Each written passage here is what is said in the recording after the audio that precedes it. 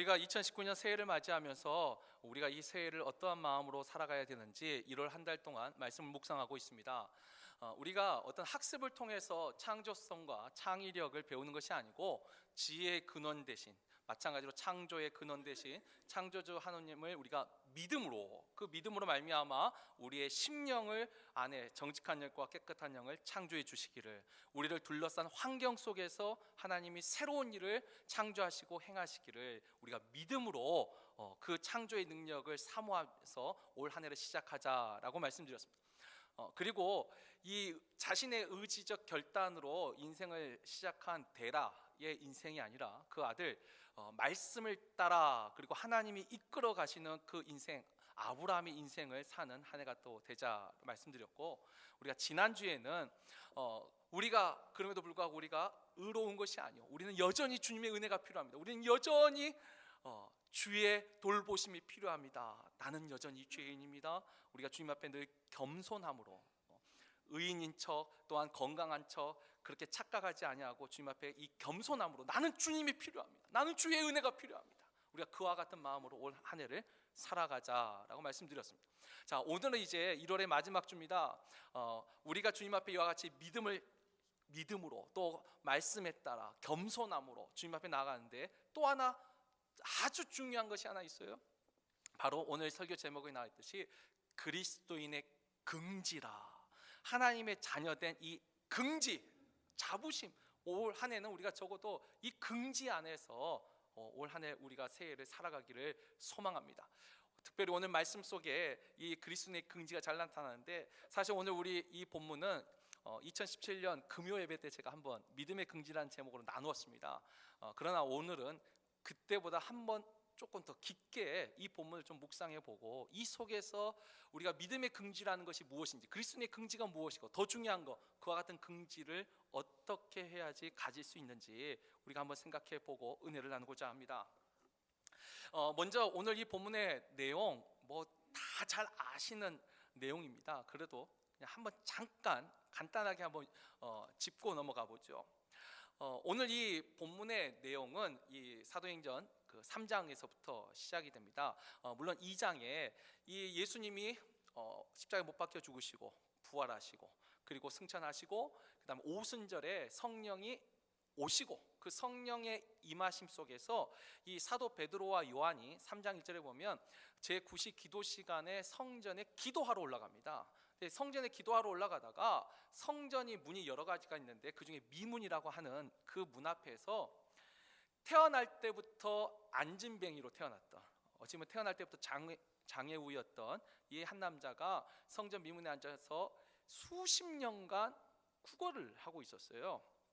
이때 나이가 40세가 되었는데 그 사람을 우리가 너무 잘 아는 말씀이 있죠. 그 베드로가 나에게 은과 금은 없거니와 내게 있는 것으로 내게 주노니 나사렛 주 예수 그리스도 이름으로 명하노니 일어나 걸어라. 이 놀라운 선언과 함께 이 안진뱅이가 일어나서 걸은 거예요. 태어날 때부터 한 번도 일어나 본 적이 없는 그 사람이. 그리고 이 사람은 나름 그 예루살렘에서는 유명 인사예요. 이게 하루 이틀 구걸한 게 아니고, 그렇죠. 우리 교회 게이트 앞에도 만약에 한 10여 년 넘게 만약에 거기 어떤 노숙자가 있어도 우리 교회는 안 들어와도 그 사람은 모르겠습니까? 그러니까 이 사람이 나름 예루살렘에서는 유명 인사예요. 근데 이 사람이 나았다는 거예요. 일어나 뛰어서 걸어다니고 뛰어다닌다는 거예요. 그러니까 어떻게 해요? 사람들이 막 몰려들기 시작합니다. 아마 이와 같은 일이 오늘날 일어나면 똑같은 일이 일어나지 않을까요?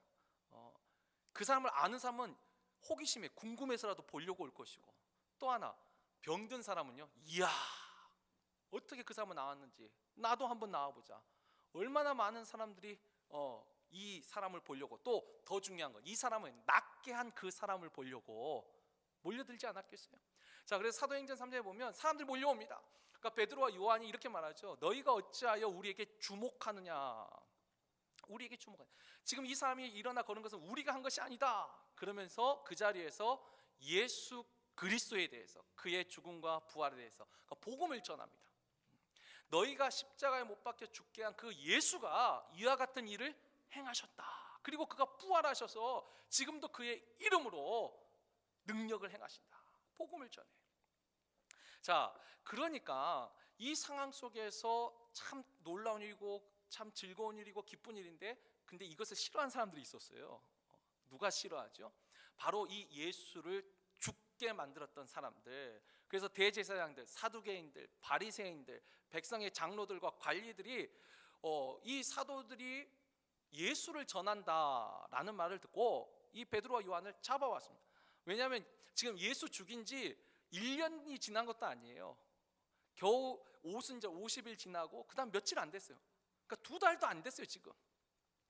아니, 예수 죽인 지 얼마 안 됐는데 그 예수에 대해서 이 사도들이 이야기를 하니까 당연히 싫지요. 그래서 이 사람들을 재판정 앞에 딱 세워놓고 이제 이 사람들을 신문을 하죠. 시작합니다. 그러면서 오늘 우리가 읽었던 4장 그 7절, 앞에 7절을 보시면 제가 읽어드리겠습니다.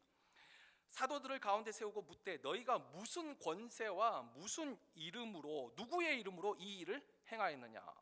너희가 무슨 권세와 누구의 이름으로 이런 일을 행하느냐.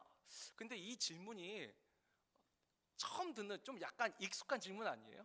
우리가 마태복음 21장 23절에도 보면 주님이 성전에 와서 이 집은 하나님이 만민이 와서 기도하는 집이거늘 너희가 강도의 구렬로 만들었도다 하면서 상을 뒤엎을 때 뭐라고 말하냐면 너가 지금 누구의 이름으로 누구의 권세로 이와 같은 일을 행하느냐. 이 바리새인들과 제사장들, 서기관들, 장로들은 이 권세 여기에 참 관심 많아요. 근데 아무튼 여기에 대해서 뭐 나중에 또 깊게 생각하고 이렇게 질문을 하니까 이 사도 베드로가 누구의 이름으로, 너가 누구의 권세로 이같이 행하였느냐라고 물으니까 대답을 해야죠. 그래서 그 밑에 8절에서 12절을 보면 간단히 말합니다. 예수의 이름으로 나는 했다. 나는 예수의 권세로 이와 같은 일을 행하였다고 담대하게 말을 합니다. 자, 이게 지금 오늘 이 본문의 전반적인 그 상황이에요. 근데 여기서 우리가 조금만 깊게 들어가서 다시 한번 이 상황을 보면 이건 이제 스토리고 이 상황을 좀 잘 생각해 보세요. 지금 재판정이에요. 재판하는 장소예요. 거기에 피고가 서 있습니다. 여러분, 피고라는 말은 너가 이제 죄인이다 해서 죄수라고 판결받기 전에는 피고예요. 아직은 죄수인지 죄인인지 아닌지 결정나기 전에, 근데 너가 죄가 있는지 신문 받을 때 이제 피고가 있는데, 이 피고들이 어떤 사람이냐면 오늘 우리가 읽었던 본문 13절에도 나와 있잖아요. 이 베드로와 요한이 담대하게 말하는 것을 보고 그들이 본래 학문 없는 범인으로 알았다가, 여기서 범인은 죄수 범인이 아니고 과거 옛날 우리 그 노태우 전 대통령이 자주 했던 말 있죠. 보통 사람. 범인의 뜻은 보통 사람이에요. 그러니까 이 베드로와 요한이 그냥 보통 사람, 평범한 사람, 배우지 않는 사람, 그와 같은 사람인 줄 알았어요. 근데 실제로 그랬죠. 사실 베드로와 요한은 어떤 사람들이죠? 갈릴리 바다의 호수죠. 갈릴리 호수에서 고기 잡던 가난한 어부예요. 예수님의 12제자 중에 베드로와 그 동생 안드레, 그 다음에 요한과 야고보 4명은 어부 출신이에요. 이 어부들이 배운 것이 짧으니까 이게 말하는 것이 원래는 시원찮죠. 더군다나 그냥 일상 회화가 아니고 법정에서. 여러분, 우리가 좀 똑똑해도 그 법정에 딱 서면 법정에서 쓰는 말이 또 따로 있잖아요. 그러니까 우리가 비싼 돈 주고 변호사 사지 않습니까? 우리가 직접 말하지 않고. 그냥 보통 사람이에요. 가난한 어부예요. 힘없는 사람이에요. 이 피고는. 그리고 대신 또 이 사람을 고발하는, 이제 원고라고 하죠. 이제 고발하고 있는 사람. 또 이 사람들을 지금 판결하려고 재판장에 서 있는 이 사람들은 어떤 사람들이에요? 대제사장들, 바리새인들, 서기관들, 장로들, 관원들, 다 권력과 힘을 가진 사람들이에요. 그냥 그 모습 자체를 보면, 세상적으로 보면 정말 힘없는 사람 2사람, 그리고 이 사람을 둘러싼 사람들은요, 힘과 권력을 가진, 아마 적어도 수십 명 되지 않겠어요? 이 2사람 재판장 앞에 2사람 세워놓고 여러 사람이 에워싸고 지금 신문을 하고 있어요. 자, 그런데 이 신문을 하는데 정확하게 이제 너 죄인이야 따고 선고를 해야 되는데 그 선고할 죄를 찾지를 못하는 거예요. 이게 정죄죠. 정죄를 못하는 거예요. 그러니까 어떻게 하죠? 자, 오늘 우리가 읽었던 그 본문 17절 18절을 보면은 이것이 민간에 더 퍼지지 못하게 그들을 위협하여 이후에는 이 이름으로 아무에게도 말하지 말게 하자 하고 18절 그들을 불러 경고하며 도무지 예수의 이름으로 말하지도 말고 가르치지도 말라 하니 위협하고 경고합니다. 그렇게 하지 마. 그러면 죽어. 경고했어. 위협하고 경고해요. 자, 그러니까 이 또 위협하고 경고하는데 이 베드로와 요한이 19절을 보면은 우리가 하나님 앞에서 너희 말을 듣는 것이 하나님 말씀 듣는 것보다 옳은가 너희가 판단하라. 이거 기가 안 죽어요. 기가 안 죽고 또 당당히 말해요. 그러니까 또 20절에 어떻게 해요? 그 밑에 21절에 보면 이 관리들이 이 백성들 때문에 그들을 어떻게 처벌할지 방법을 찾지 못하고 다시 위협하여 또 위협한 거예요. 힘으로 누르려고 하는 거죠. 권력으로 누르려고 하는 거예요. 여러분, 이 재판정의 모습을 한번 잘 생각해 보세요. 우리가 떳떳하고 당당해도 이 많은 사람들이 손가락질하면 위축되지 않나요? 주눅이 들잖아요. 여러분, 유교에 무병이라도 만인 소지면 즉사라는 말이 있습니다. 그러니까 병이 없어도 많은 사람들이 손가락질해. 저놈 나쁘다. 그러면 병이 없어도 즉사, 곧 죽는다. 여러분, 사람이 가지는 힘이 있어요. 진짜 많은 사람이 한 사람 바보 만드는 건 진짜 순식간이에요. 학교에서 왕따, 이게 심각한 범죄예요. 아니, 잘잘못을 떠나서 힘으로 밀어붙이고 이 여론을 만든다는 게 참 무서운 거예요. 한 사람 죽이는 건 금방이에요. 그런데 이 베드로와 요한, 가난한 어부 출신의 이 두 사도들이 지금 당당한 거예요. 자, 이제 그렇다면 우리가 이 상황을 이제 여기서 한 번 더 좀 더 깊게 들어가 보죠. 도대체 그들은 왜 이렇게 당당할 수 있었을까? 왜 이렇게 당당할 수 있었을까? 우리가 첫 번째 확인할 수 있는 것이 이 사도행전 오늘 우리 본문 4장 9절에 있는데 9절을 제가 말씀 읽어드립니다. 만일 병자에게 행한 착한 일에 대하여 이 사람이 어떻게 구원을 받았느냐고 오늘 우리에게 질문한다면, 잘 보시면 이 9절 상반절에 만일 우리가 이 병자에게 행한 착한 일에 대하여, 이 착한 일이라는 말 속에 이 사도들의 이 당당함의 이유가 하나 들어있죠. 선을 행한 거예요. 착한 일을 했어요. 우리가 그렇죠, 선을 행하면, 착한 일을 하면 당당할 수 있죠. 누가 뭐라 해도 난 지금 선한 일을 한 거예요. 분명히 선한 일을 한 거예요. 자, 여기에 대해서 우리가 베드로전서 말씀 한번 같이 읽어보죠. 베드로전서 2장 19절로 20절 말씀입니다. 우리 다 같이 읽겠습니다. 부당하게 고난을 받아도 하나님을 생각함으로 슬픔을 참으면 이는 아름다우나 죄가 있어 매를 맞고 참으면 무슨 칭찬이 있으리요. 그러나 선을 행함으로 고난을 받고 참으면 이는 하나님 앞에 아름다우니라. 아멘. 여러분, 일단 선을 행했어요. 착한 일을 행했어요. 그러면 하나님 앞에 우리가 당당할 수 있어요. 근데 선을 행했음에도 부당하게 고난을 당할 때가 분명히 있더라는 거예요. 그런데도 그것을 참으면 하나님 앞에 아름다워요. 근데 거기에 붙여서 한 말씀 있죠. 너희가 만약 죄가 있어 매를 맞고 참으면 무슨 칭찬이 있으리요. 여러분, 죄를 짓고, 그러니까 죄가 있으면 하나님 앞에서도 칭찬받을 게 없어요. 우리가 하나님 앞에 착한 일, 선을 행했으면 부당하게 고난을 당했더라도 당당할 수 있어요. 왜? 하나님 앞에 부끄럽지 않으니까. 그러나 내 안에 하나님이 보시기에 부끄러운 것들이 있어요. 어떤 거?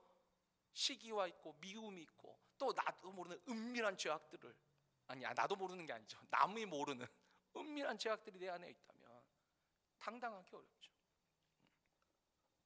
자, 그런데 여러분, 여기서 우리 하나 또 조금 더 깊게 생각해 보자면 이게 적절한 예화가 될지 모르겠는데 이런 거 있죠. 우리가 가족 안에서 가끔 이런 말 듣지 않습니까? 나 혼자 잘 먹고 잘 살려고 그랬냐. 우리가 다 같이 잘 살려고 했지. 그런데 잘 보세요. 우리가 다 같이 잘 살려고 열심히 일했는데 뭐 사업이 부도가 났더니 잘못돼 가지고 망할 수 있어요. 그래도 내가 정말 열심히 했으면 어떻게 당당하겠죠. 그런데 도박이나 어떤 갬블이나 투기, 이거 하면 이제 대박 난다고 해가지고 자기 욕심 때문에 잘못해놓고 말아먹었어요. 그런데 그렇죠. 내가 나 혼자 잘 먹고 잘 살려고 하는 거야. 다 같이 잘 먹고 잘 살려고 그랬지. 근데 내가 좀 떳떳하지 못해서 좀 부끄러워요. 왜? 도박하고 갬블했으니까. 다른 것에 투기했으니까. 근데 제가 지금 이야기하는데 뭔가 좀 이상하죠. 원래는 그렇게 그런 선한 마음을 가지고 열심히 일했는데도 잘못했으면 당당해야 되고, 그리고 투기하고 갬블하고 도박하고 뭐 이런 거 해가지고 잘못됐으면 약간 좀 부끄러워해야 되는데, 여러분 실제 현실에서는 반대되는 경우가 많지 않아요? 표정에 변화가 없는 거 보니까 저만 본 것 같네요. 예전에 제가 봤을 때 열심히 일해서 잘못되신 분은 정말 당당하게 사시면 좋은데, 이분들은 오히려 더 힘들어하고, 뭐 투기라든지 갬블 하시는 분들은 이거 더 당당하시더라고요.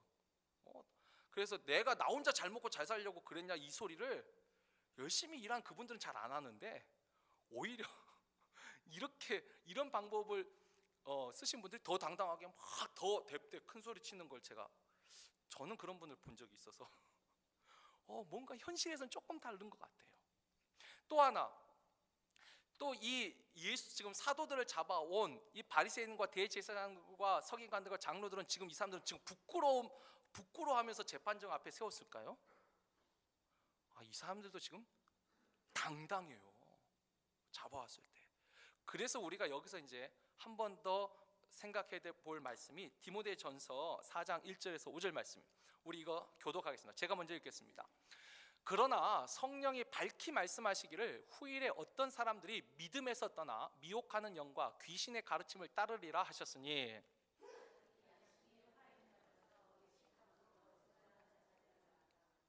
혼인을 금하고 어떤 음식물은 먹지 말라고 할 터이나 음식물은 하나님이 지으신 바니 믿는 자들과 진리를 아는 자들이 감사함으로 받을 것이니라.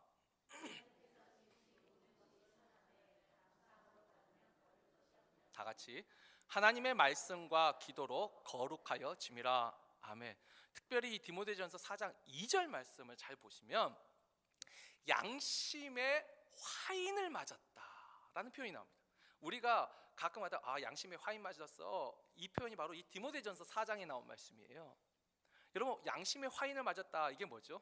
화인이란 게 이제 불인장을 말하는데 마비된 거예요.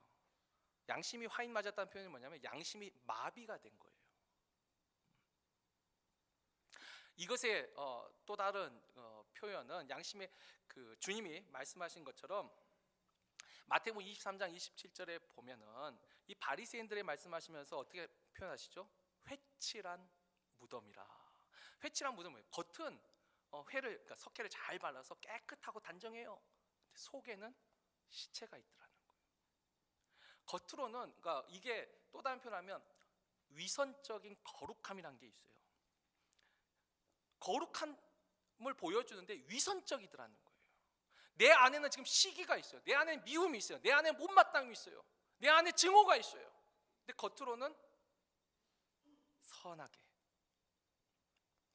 화인 맞은 양심이 있고 위선적인 거룩함이 있고, 제가 또 다른 표현을 하자면 거짓에 익숙해진 마음들이 있습니다. 양심에 화인 맞은 마음들이 있어요. 근데 여러분, 양심에 화인 맞은 그 마음이 아까 불신자들에게만 해당될까요? 근데 오늘 이 디모데전서 잘 보세요. 1절에 보시면 어떤 사람들이 믿음에서 떠나 미혹하는 영과 귀신의 가르침을 따르리라. 여기서 미혹하는 영과 귀신의 가르침 하면 뭐 갑자기 우상 숭배하고 뭐 이걸 말하나요? 정확하게 말하면 미혹하는 영과 귀신의 가르침은 곧 공중 권세에 잡은 이 세상의 사탄의 교훈입니다. 세상의 가르침을 따라가는 거예요. 이제는 믿음을 떠나서 세상의 풍조를 따라서, 세상의 가치관을 따라서, 세상의 방식대로, 그러니까 믿음을 가졌다 말하면서 세상의 방식대로 행동하는 화인 맞은 양심, 위선적인 거룩함, 회칠한 무덤, 거짓에 익숙해진 마음들이 어디에서 나타났냐면 믿는 사람들 가운데서도 나타날 수 있더라는 거예요.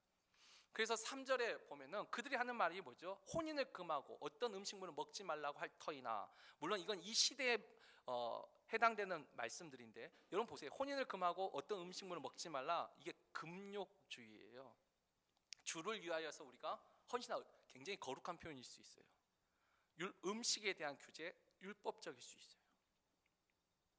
지금 불신자들에 대한 이야기가 아니라 우리 안에도 이럴 수 있더라는 거죠.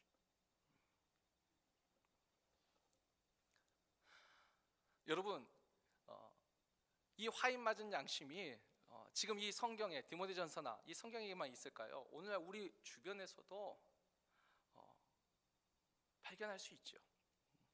좀 가슴 아픈 얘기지만 우리 한국 교회 같은 경우는 그 세습에 대한 문제, 다들 아니라고 하지만 그 안에 있는 분들은 자신만의 근거가 있어요. 깨닫지 못하는 가운데 그걸 밀고 가세요. 이민교회에 와서 제가 발견한 또 다른 문제는 분열의 문제가 있어요. 그리스도를 믿는다면서 그리스도의 몸된 교회를 찢어놓고도 자신의 정당함을 말해요. 남들은 다 아니라는 걸 아는데 본인만 몰라요. 우리 충분히 그럴 수 있습니다. 우리도, 그래서 우리가 단순히 선을 행하는 것만으로 우리가 당당할 수 있다, 그리스도의 긍지, 하나님 앞에서 착한 일을 하면 우리가 당당할 수 있다, 이것만은 뭔가 지금 부족합니다. 왜냐하면 그 착한 일이라는 그 기준을 언제든지 우리는 우리 자신에게 맞게 타협할 수 있는 존재거든요. 그래서 그 다음에 이 사도들이 진짜 이렇게 당당하고 자부심을 가졌던 좀 더 근원적인 이유, 그게 오늘 우리가 읽은 그 4장 아까 9절을 봤는데 8절에 바로 있죠. 8절에 보면 이에 베드로가 성령이 충만하여 이르되 백성의 관리들과 장로들아, 성령이 충만하였다. 분명 아까 했지만 착한 일을 할 때 오는 당당함, 그걸 제가 무시한 게 아니라 그거 분명해. 내가 적어도 착한 일을 하면 부끄러움이 없어요. 그러나 더 근본적인 거, 성령이 충만하였다. 베드로와 요한은 성령이 충만해서 지금 긍지를 가지고 당당하게 담대하게 말하고 있더라는 것이에요. 여러분, 이 성령 충만에 대해서 그렇죠, 하나님의 영이 충만하면 우리가 당당할 수 있다 생각하는데, 여기서도 우리가 한번 좀 더 깊게 생각해 보면 우리가 시편 51편 말씀 우리 한번 같이 읽어보죠. 시편 51편은 다윗이 밧세바와 간음한 후에 고백한 그 기도고 그의 시편이죠. 전체를 다 읽어야지만 우리 5절과 7절, 10절과 12절 우리 한번 교독해서 읽겠습니다. 제가 먼저 읽겠습니다. 보소서, 주께서는 중심이 진실함을 원하시오니 내게 지혜를 은밀히 가르치시리이다.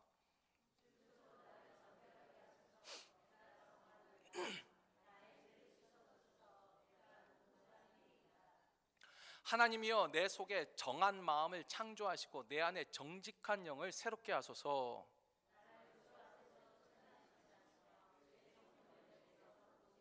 다 같이. 주의 구원의 즐거움을 내게 회복시켜 주시고 자원하는 심령을 주사 나를 붙드소서. 아멘. 잘 보세요. 지금 다윗은요, 착한 일을 했나요? 아니요. 지금 너무 부끄러운 일을 행했어요. 정말 말하기도 부끄러운, 간음한 것도 부끄러운데 거기다가 몰래 계략을 써가지고 그 충신 우리아까지 죽였잖아요. 너무 부끄러운 거예요. 도저히 당당할 수가 없어요. 도저히 긍지를 가질 수가 없어요. 그런데 이 다윗이 그리스도인으로서의 긍지를 회복할 때 무엇을 의지하냐면 성령을 의지합니다. 그래서 하나님 앞에 일단 고백해요. 주님은 중심의 진실한 중심을 원하신다. 진실한 중심이 뭐예요? 내가 잘못했습니다. 주님, 내가 잘못했습니다. 여러분, 세상과 사탄은 그렇죠. 책감이라는 게 있어요. 죄를 지었을 때 네가 책임져야지. 그리고 이렇게 말해요. 너 우리한테 용서 받았어? 사탄은 끊임없이 억눌러요. 끊임없이 눌러요. 너는 우리한테 결코 용서받을 수 없어. 넌 다시 말해서 절대 용서받지 못할 죄인이야. 밧세바에게도 죄를 졌지만 우리아에게 지은 죄가, 여기는 이미 죽었으니까 용서도 못 받잖아요. 아마 평생 죄책감으로 누르는 게 세상이 당연한 거예요. 또 우리가 그렇게 살아야 된다고 생각을 하잖아요. 근데 이 그리스도인으로서 하나님을 믿는 자녀들이, 여러분 이거 오해하지 마십시오. 다윗이, 주님도 갚을 수 있는 것은 속건제를 통하여서 갚아야 됩니다. 그리고 다윗도 밧세바에게 갚을 수 있을 때 갚습니다. 근데 갚지 못하는 상황 속에서 다윗이 어떻게 하죠? 하나님 앞에 회개하는 거예요. 하나님, 내가 정말 잘못했습니다. 하나님 앞에 회개해요. 그래서 우슬초로 나의 죄를 씻어주세요. 기도하고, 그리고 내 안에 깨끗한 영과 정직한 영을 새롭게 창조해 주세요. 내 안에 정직하지 않다는 게 뭐예요? 끊임없이 우리가 잘못한 것에 대한 합리적인 변명을 계속 하잖아요. 그럴 수밖에 없었어. 그건 그 사람이 제가 잘못했기 때문이야. 우리는 계속 이유를 대잖아요. 그 정직한 것은 하나님의 영이 도와주지 않으면 할 수 없다고 고백하는 거예요. 그래서 주의 성령을 내게서 거두지 마옵소서. 하나님의 영을 내게서 거두지 마옵소서. 그리고 구원의 그 즐거움. 이런 구원이 뭐죠? 구원의 뜻은 건져내다라는 뜻이에요. 지금 다윗이 간절히 원하는 구원의 즐거움은 뭘까요? 나의 이 죄악에서, 이 죄에서 나를 건져내 주세요. 그건 오직 누구만이 할 수 있냐면 하나님의 영, 성령만이. 주님이 나를 용서해 주세요. 내가 잘못했습니다. 그리고 내 안에 다시 한번 자원하는 심령을 회복시켜 주셔서 다시 주를 섬기게 하여 주옵소서. 잘 보세요. 착한 일을 했을 때 당연히 당당한데, 심지어 그 죄도 정말 끔찍한 죄인데도 하나님의 영을, 성령을 의지하고 있어요. 다윗이 점점 다시 하나님의 자녀됨의 긍지를 회복하는 과정 속에 이 기도를 하는 것이죠.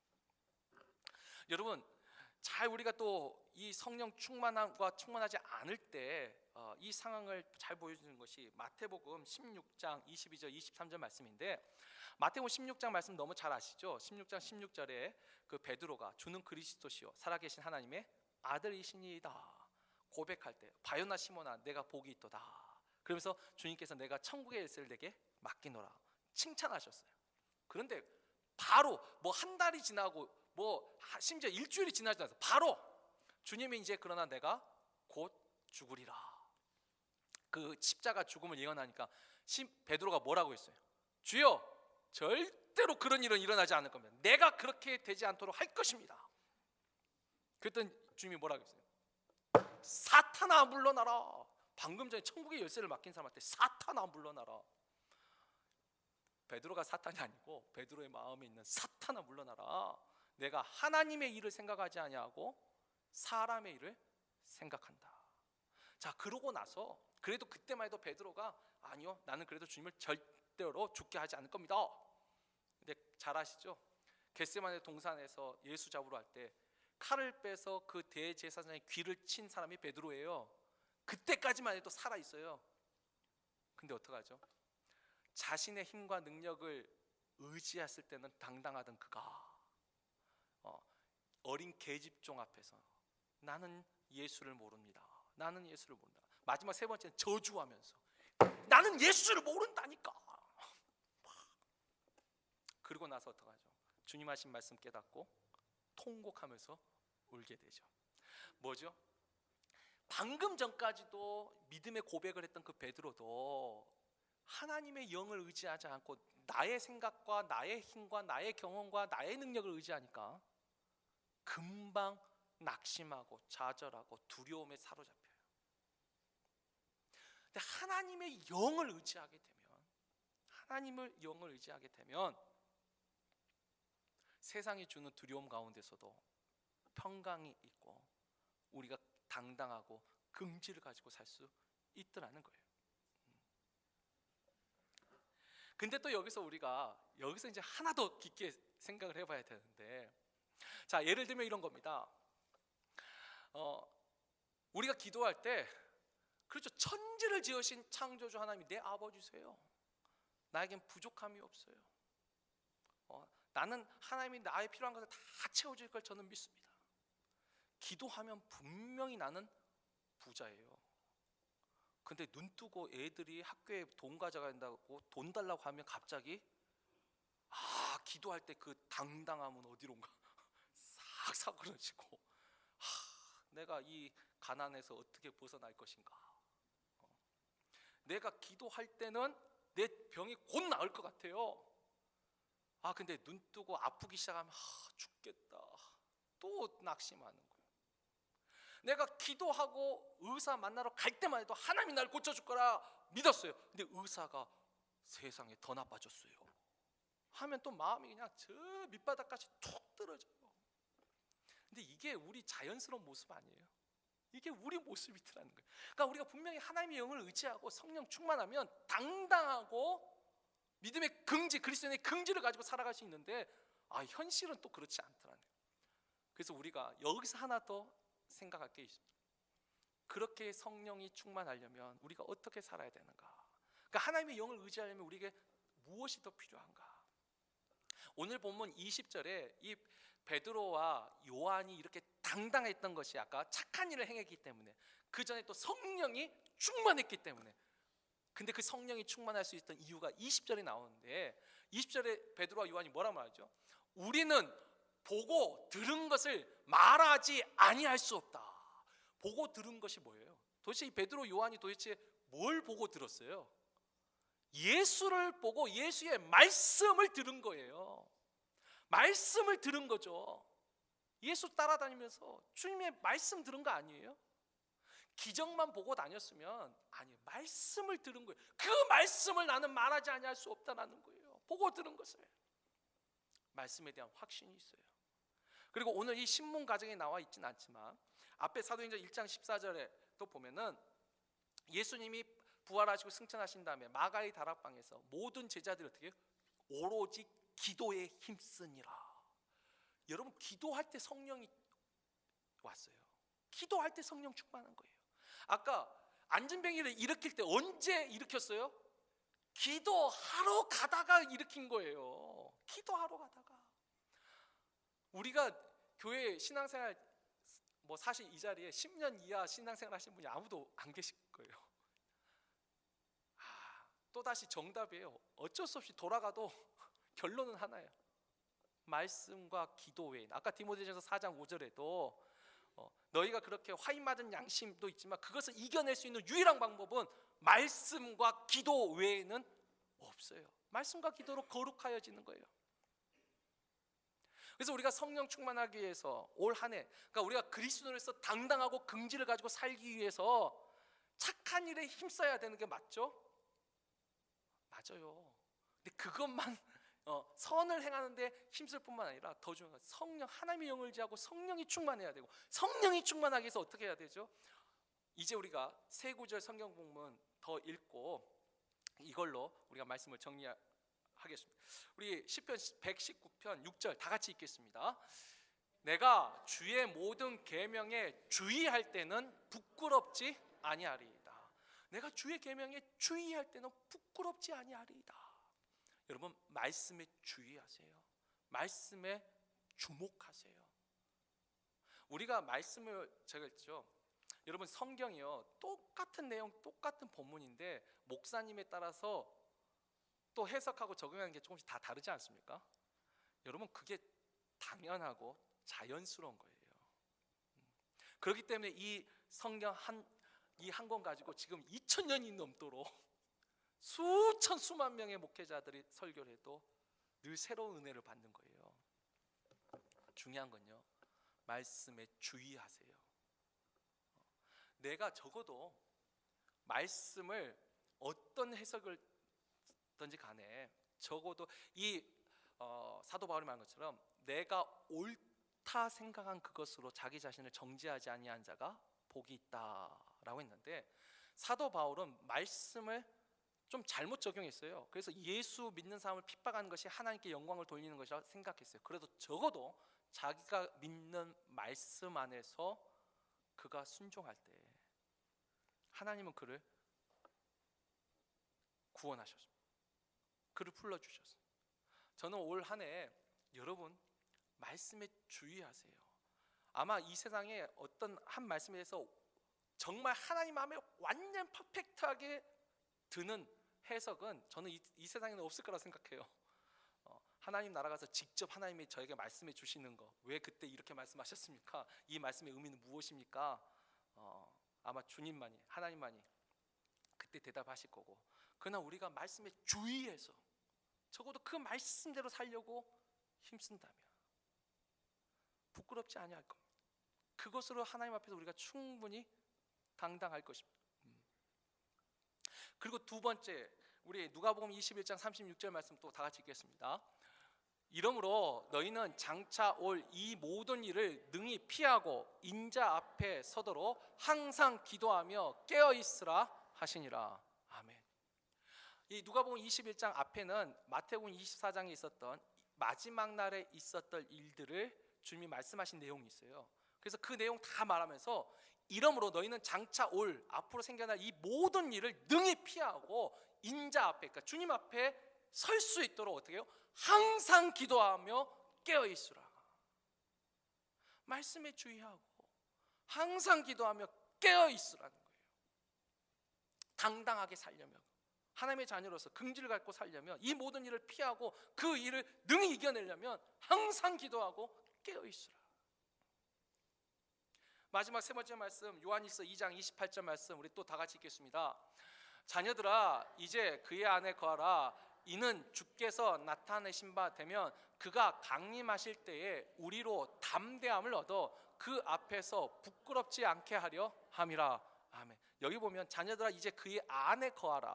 그러니까 예수 안에 거하라. 예수 안에 살아라. 예수와 동행하라. 여러분, 거하고 동행하고 산다는 말이 뭐죠? 아까 좀 말씀을 주의했어요. 기도하고 깨어 있어요. 근데 그 가운데 내가 깨닫는 것이 있어요. 말씀의 지식을 아는 게 아니고 말씀 가운데 그 하나라도, 진짜 단 하나라도 깨닫는 거. 사실 저는 이 말씀에 대한 실천할 때 제 마음에 늘 모델로 삼는 사람이 이 에레미야에서 나온 네갑 족속, 이 네갑의 자손, 그 요나답의 후손들을 늘 생각합니다. 이 여러분, 네갑의 후손들이 에레미야를 통해서 하나님이 칭찬하신 거예요. 선지자 에레미야가 칭찬한 게 아니라 하나님이 칭찬하실 때 뭘 칭찬하셨죠? 그 조상 요나답이 독주, 술을 먹지 말라는 말, 그 말을 이 자손들은 지금까지도 지키고 있는 거예요. 여러분, 많은 것을 하려고 많은 걸 순종해서 나의 의로움을 나타내는 게 아니라 하나라도 좋아요. 딱 하나라도. 정말 이것이 하나님의 말씀이고 나는 이것을 믿는다라고 여러분 마음에 깨달은 거 하나라도 한번 잘 지켜보라는 거예요. 내가 정말 주일 성수가 정말 하나님이 나에게 주신 거라면 정말 그거 하나만이라도 최선을 다해서 한번 지켜보는 거예요. 내가 매일 기도하지 않고는 잠들지 않겠다, 그거 하나만이라도 한번 지켜보기. 내가 그걸 믿었다면, 내가 무엇을 먹을 때마다 기도하지 않고는, 내가 감사기도 하지 않고는 먹지 않겠다, 그럼 그거 하나만이라도, 아니 이걸 다 해도 좋겠지만, 아니 다 하는 건 말고 하나만이라도 나에게 주신 것 진짜 하나만이라도 제대로 끝까지 내갑 족속처럼 하나만이라도 지키는 것. 저는 그것이 믿음 안에 거하는 거라고 생각합니다. 그게 주님 안에서 사는 거라고 생각합니다. 말씀과 기도로 깨닫는 거, 실천하는 것이죠. 그게 모래 위에 집을 지은 것이 아니라 반석 위에 집을 짓는 사람의 삶의 태도죠. 이것저것 다 하려고 하지 말고 하나만이라도, 적어도 올 한 해 나에게 주신 거 하나만이라도, 내가 올해는 성경을 진짜 한번 다 읽어봐서 내년에 꼭 곰돌이 꿀을 타야지. 그거 하나만이라도 내가 마음에 확 와닿으면 나 내년에 진짜 나 교회에서 주는 꿀 받아가야지. 그것도 얼마나 좋은 거예요. 여러분, 저는 그것도 하나님이 너무나도 기뻐하는 결단이라고 믿어요. 내가 한번 진짜 읽다가 졸리면, 그렇죠, 우리가 레이기에서 주로 많이 실족하잖아요. 창세기로 참 재밌게 가다가 레이기에서 한번 실족하고, 또 그거 이기고 잘 나가다가 이 욥기에서 또 시험 들어서 또 한번 무너지고, 또 욥기도 또 어떻게든 잘 넘어가다가 예레미야, 에스겔에서 또 한번 넘어지고, 그래도 내가 한번 졸면서 읽더라도 한번 끝까지 창세기 1장부터 요한계시록 22장까지 내가 진짜 한 번은 읽고 가보자. 여러분 그거 하나만이라도 예수 안에 거하는 거예요. 내가 뭐 내년은 일단 어쩔지 몰라도 올해 내가 52주 주일 진짜 단 한 번도 안 빠지고 교회 그거 지각하지 않고 내가 꼭 예배 15분 전에 가서 한번 기도하면서 내가 올 1년은 내가 한번 예배 한번 성공해 보겠다. 그거 하나만 그냥 그거 하나만이라도. 또 여러분 뭐 잘 알고 계시니까 제가 그냥 할게요. 우리 중에 어떤 분은 그렇죠. 내가 매주일 빵을 사가지고 내가 성도들 한번 섬겨야겠다. 자신의 마음에 그것이 이것이 기쁜 일이에요. 자원하심이에요. 그 빵을 위해서도 52주 안 빠지고 계속 사오는 거죠. 그러다 가끔 빠지면 우리가 실족하죠. 오늘 빵 어딨냐고. 근데 보세요. 그러니까 뭐가 됐더라도 하나라도 내가 말씀 중에 또는 기도 속에서 깨달은 거 하나가 있다면 한번 해보는 거예요. 한번 해보는 거예요. 여러분 그것이 아까 말한 하나님 앞에서 착한 일에 힘쓰는 거예요. 그것이 말씀에 집중하면서 기도하면서 깨달은 것을 실천한 그것이 성령 충만함의 출발점이에요. 그러면 당당하게 살 수 있습니다. 나는 하나님의 자녀로서 그리스도의 피값으로 세우신 이 교회의 일꾼으로서 당당하고 긍지를 가지고 살 수 있으라 믿습니다. 말씀 맺습니다. 여러분 오늘 베드로와 요한의 모습을 보고 이 사람들 대단하다 이걸로 끝나면 아무 변화가 없어요. 이들이 이렇게 당당하게 살았던 이유 말씀에 주의하면서 기도에 힘쓰면서 그곳에 자기들에게 주어진 것을 하나라도 실천하면서 성령 충만하여서 착한 일을 행했기 때문에 선함을 행했기 때문에 당당함을 가지고 그렇게 사셔야 돼요. 목회자를 위해서도 꼭 기도했어요. 제 자신을 이거 제가 하나 했는데 저도 하나 얘기하죠. 큰 교회 목사님들이 되면 정말 바빠요. 저도 큰 교회 있어봐서 진짜 바빠요. 근데 무디 목사님처럼 나는 바쁠수록 더 기도합니다. 그 중심 잃어버리면 우리의 양심도 화인 맞을 수 있어요. 우리가 그렇게 되지 않도록 여러분 우리가 정말 성령 충만한지 보려면 내가 말씀에 얼마나 집중하고 있고 내가 얼마나 기도하고 있는지 나의 기도 생활이 어떤지를 보시면 내 양심이 지금 화인 맞은 양심이 되어가고 있는지 위선적인 거룩함으로 가고 있는지 내가 정말 나의 거짓에 타협하면서 익숙해져 가고 있는지 스스로 분별할 수 있는 기준도 돼요.